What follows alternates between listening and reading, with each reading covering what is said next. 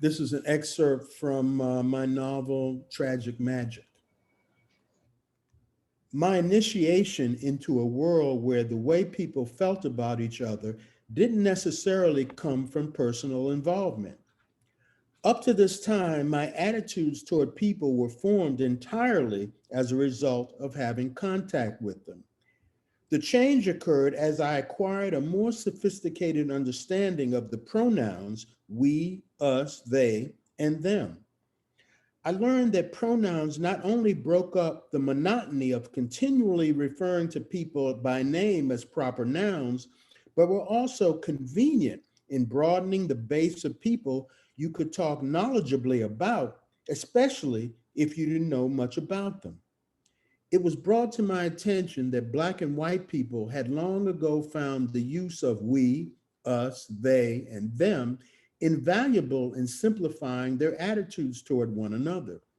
Surprisingly enough, when most of the whites had moved and we were left to ourselves, I often heard many of my elders, who were the first of our kind in the neighborhood, speaking against them, who had come afterward.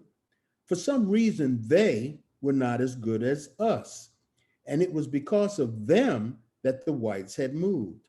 Although, as the whites had said before, it was nothing personal. As I got older, my facility in using we, us, they, and them, as well as ours and theirs, improved to the point where if there was a person or an idea I didn't want to deal with, I could dispel it with a pronoun. The effect was similar to tear gas in that many disturbances mobbing my mind were quickly dispersed. I still like to speculate about why most of the whites had moved out of the neighborhood. The way they had it up, you'd have thought we were the second coming of the Moors. Maybe it was the Long Island Sound beckoning them toward Nassau County. It could be that the restless spirit of Columbus, in order to redeem his pitiful sense of direction, was urging whites to complete his journey to the east in search of spices and fabric. Quiet as it's kept, that could be the reason why so many Blacks follow whites wherever they move.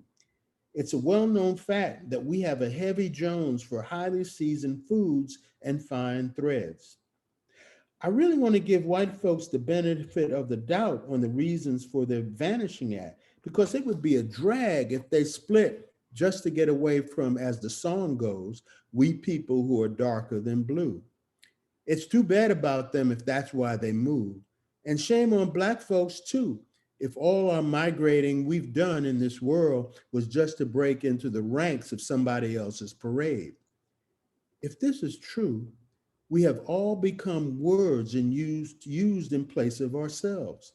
But I keep forgetting, if in each other's eyes we are simply pronouns, it's nothing personal, since we can never know them.